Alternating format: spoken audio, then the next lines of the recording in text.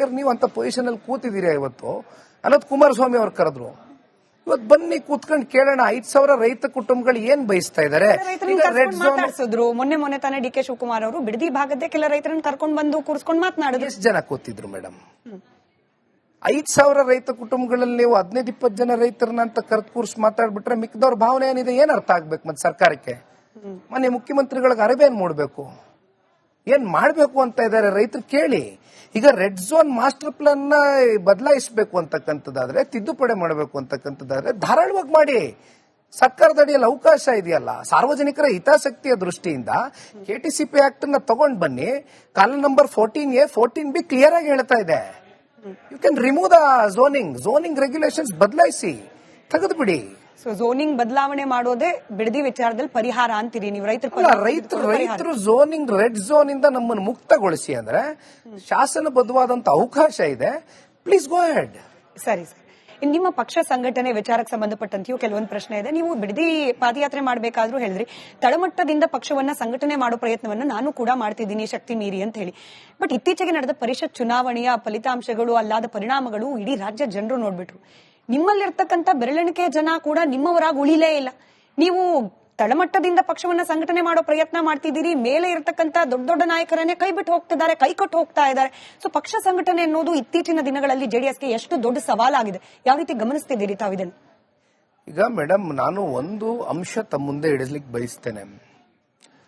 ಪಕ್ಷ ಸ್ಥಾಪಿತವಾದ ದಿನದಿಂದ ಇವತ್ತಿನ ದಿನದವರೆಗೂ ಕೂಡ ಸರಿಸುಮಾರು ಒಂದು 50ರಿಂದ 55 ಜನ ಇಲ್ಲಿಂದ ಶಾಸಕ ಸ್ಥಾನ ಅನುಭವಿಸಿ ಸಂಸದರಾಗಿರ್ತಕ್ಕಂಥ ಸಂಖ್ಯೆ, ಮಂತ್ರಿಗಳಾಗಿರ್ತಕ್ಕಂಥ ಸಂಖ್ಯೆ, ಎಲ್ಲರೂ ಕೂಡ ಆಯಾ ಕಾಲ್ಗಟ್ಟಕ್ಕೆ ಸಾಂದರ್ಭಿಕವಾಗಿ ಅವರ ಒಂದು ಸ್ವಾರ್ಥಕ್ಕೋಸ್ಕರ ಪಕ್ಷ ಬಳಸ್ಕೊಂಡು ಬಿಟ್ಟು ಹೋದಂತ ಸಂದರ್ಭದಲ್ಲಿಯೂ ಕೂಡ ಇನ್ನೂ ಪಕ್ಷ ಗಟ್ಟಿ ನೆಲೆ ಊರಿದೆ ಕರ್ನಾಟಕ ರಾಜ್ಯದಲ್ಲಿ. ಅದಕ್ಕೆ ಕಾರಣ ಪಕ್ಷದ ನಿಷ್ಠಾವಂತ ಕಾರ್ಯಕರ್ತರ ಒಂದು ದುಡಿಮೆ.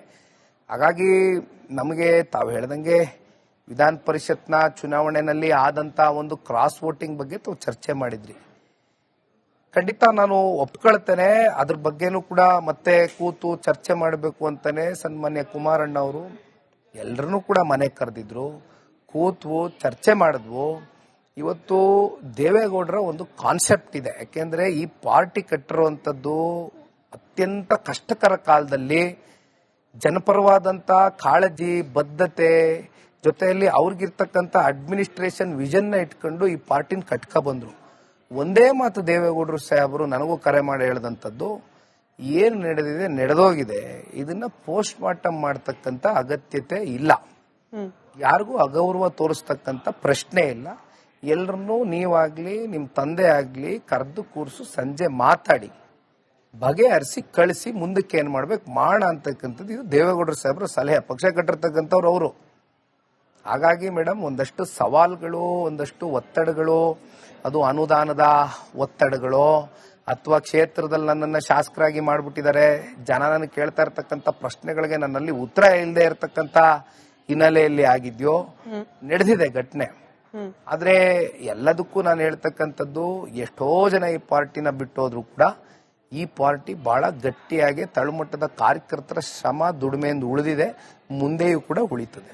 ಪೋಸ್ಟ್ ಮಾರ್ಟಮ್ ಬೇಡ ಅಂತ ಹೇಳಿ ದೊಡ್ಡಗೌಡರು ಹೇಳಿರಬಹುದು, ನೀವು ಕೂಡ ಅದನ್ನ ಪಾಲನೆ ಮಾಡ್ತಿರಬಹುದು. ಬಟ್ ಕೆಲವೊಂದು ವಿಚಾರಗಳು ಹೆಂಗ್ ಬಂತು ಆಚೆ ಅಂತಂದ್ರೆ, ನಿಮ್ಮದೇ ಪಕ್ಷದ ಶಾಸಕರಿಗೆ 40 ಕೋಟಿ ಅನುದಾನದ ಭರವಸೆ, ಜೊತೆಗೆ ವೈಯಕ್ತಿಕವಾಗಿ ಸೂಟ್ ಕೇಸ್ನಲ್ಲೂ ಕೂಡ ಒಂದಷ್ಟು ಹಣ ಸಂದಾಯ ಆಗಿದೆ. ಹಿಂಗಾಗೇನೆ ಕ್ರಾಸ್ ವೋಟಿಂಗ್ ಆಗಿದೆ. ನೀವು ಅಟ್ಲೀಸ್ಟ್ ಪಕ್ಷದ ಆಂತರಿಕ ಮಟ್ಟದಲ್ಲಾದ್ರೂ ಅವಲೋಕನ ಮಾಡ್ಕೊಂಡಿರ್ತೀರಿ, ಮಾಹಿತಿಗಳನ್ನ ತರಿಸ್ಕೊಂಡಿರ್ತೀರಿ. ನಿಜಾನ ಸುಳ್ಳ ಈ ಮಾಹಿತಿ ಅಷ್ಟು ಮಾತ್ರ ಬೇಕು. 40 ಕೋಟಿ ಅನುದಾನದ ಆಫರ್ ಜೊತೆಗೆ ಸೂಟ್ ಕೇಸ್ನಲ್ಲಿ ಪರ್ಸನಲ್ ಖರ್ಚಿಗೆ ದುಡ್ಡು ಬಂದಿತ್ತ ಮೇಡಮ್? ಈಗ ಅನುದಾನ ಕೊಟ್ರೆ ಎಲ್ಲವೂ ಕೂಡ ಅಧಿಕೃತ ಆಗತ್ತೆ.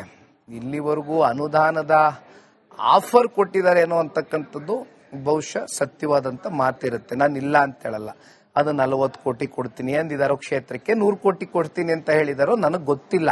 ಬಟ್ ಇದೆಲ್ಲವೂ ಕೂಡ ಸಾರ್ವಜನಿಕವಾಗಿ ಮುನ್ನೆಲೆಗೆ ಬಂದ್ಬಿಡುತ್ತೆ. ಇದನ್ನೇನು ಮುಚ್ಚುಮರೆ ಮಾಡ್ಕೊಳ್ಳೋದಕ್ಕೆ ಹೋಗೋದಿಲ್ಲ. ಹಾಗಾಗಿ ನಾನು ಒಂದು ಇಲ್ಲಿ ಹೇಳುವಂಥದ್ದು, ಶಾಸಕರಲ್ಲೂ ಕೂಡ ಯಾರು ಕ್ರಾಸ್ ವೋಟಿಂಗ್ ಮಾಡಿದ್ದಾರೆ ಬಹುಶಃ ಅವರಲ್ಲೂ ಒಂದಷ್ಟು ಪಾಪ ಪ್ರಜ್ಞೆ ಕಾಡ್ತಾ ಇದೆ ಅಂತಕ್ಕಂಥದ್ದು ನನ್ನ ಅನಿಸಿಕೆ. ಯಾಕೆಂದ್ರೆ ಈ ಒಳ್ಳೆತನದಲ್ಲಿ ಯೋಚನೆ ಮಾಡ್ತಿದ್ದೀರಾ ಸರ್? ಕ್ಷಮೆ ಇರ್ಲಿ, ಯಾಕಂದ್ರೆ ಪಾಲಿಟಿಕ್ಸ್ ಅಲ್ಲಿ ಪಾಪ ಪ್ರಜ್ಞೆ ಅನ್ನೋದು ಇನ್ನೂ ಉಳಿದಿದೆಯಾ? ಕೆಲವೊಂದಷ್ಟು ಜನಗಳಲ್ಲಿ ಉಳಿದಿರುತ್ತೆ ಮೇಡಮ್. ಈಗ ಎಲ್ಲರೂ ಕೂಡ ಆ ಹಂತದ ಆಲೋಚನೆಯಲ್ಲಿ ಇರ್ತಾರೆ ಅಂತಕ್ಕಂಥದ್ದನ್ನ ನಾನು ಹೇಳೋದಕ್ಕೆ ಹೋಗೋದಿಲ್ಲ. ಇರುತ್ತೆ, ಸಾಂದರ್ಭಿಕವಾಗಿ ಅವ್ರಿಗೂ ಕಷ್ಟ ಸುಖ ನೋವು ಒಂದಷ್ಟು ಕ್ಷೇತ್ರದಲ್ಲಿ ಒತ್ತಡಗಳು ಎಲ್ಲವೂ ಕೂಡ ಇರ್ತದೆ. ಹಾಗಾಗಿ ಆ ಒತ್ತಡದಿಂದ ಒಂದಷ್ಟು ನಿರ್ಧಾರಗಳು ತೆಗೆದುಕೊಂಡಿರ್ಬೋದು. ಬಟ್ ನಾನು ಹೇಳುವಂಥದ್ದು, ಈಗ ಕಳೆದ ನೀವು ಗ್ಯಾರಂಟಿಗಳ ಹೆಸರಿನಲ್ಲಿ ಮೊನ್ನೆ ಸಿದ್ದರಾಮಣ್ಣ ಅವರು ಮುಖ್ಯಮಂತ್ರಿ ಆದಾಗ್ಲೇನೆ ಇಲ್ಲಿರ್ತಕ್ಕಂಥ ಸ್ವಪಕ್ಷೀಯರಿಗೆ ಎಷ್ಟು ಅನುದಾನ ಸಿಕ್ಕಿದೆ ಅನ್ನುವಂಥದ್ದು ಬಹುಶಃ ಅವರೇ ಸಾರ್ವಜನಿಕವಾಗಿ ಹಲವಾರು ಜನ ಮಾತನಾಡಿದ್ದಾರೆ. ಹಾಗಾಗಿ ಈಗ ವಿರೋಧ ಪಕ್ಷದಲ್ಲಿರ್ತಕ್ಕಂಥವ್ರಿಗೆ 25 ಕೋಟಿ ಸಿಗುತ್ತಾ, ನಾಳೆ 15 ಕೋಟಿಗಾದ್ರೂ ಸಿಗುತ್ತಾ ಕನಿಷ್ಠ ಪಕ್ಷ ಅನುದಾನ ಅಂತಕ್ಕಂಥದ್ದು ಯಕ್ಷ ಪ್ರಶ್ನೆ ಎಲ್ಲರಲ್ಲೂ ಕಾಡ್ತಾ ಇದೆ. ಬಹುಶಃ ಯಾರಿಗೂ ಏನ್ ನಂಬಿಕೆ ಇಲ್ಲ, ನನ್ನಲ್ಲೂ ಆ ನಂಬಿಕೆ ಇಲ್ಲ. ಹಾಗಾಗಿ ಅವತ್ತಿಗೆ ಆಯಾ ಕಾಲ್ಗಟ್ಟಕ್ಕೆ ಏನೇನ್ ಮಾಡಬೇಕು ಮಾಡಿದ್ದಾರೆ. ಬಟ್ ನಂಬಿ ಕ್ರಾಸ್ ವೋಟ್ ಮಾಡಿದವ್ರು ಮಾಡಾಗಿದೆ. ಎನಿವೆ, ಕಮಿಂಗ್ ಬ್ಯಾಕ್, ಪರಿಷತ್ ಚುನಾವಣೆ ಸಂದರ್ಭದೇ ಮತ್ತೊಂದು ಪ್ರಶ್ನೆ ಅಂತಂದ್ರೆ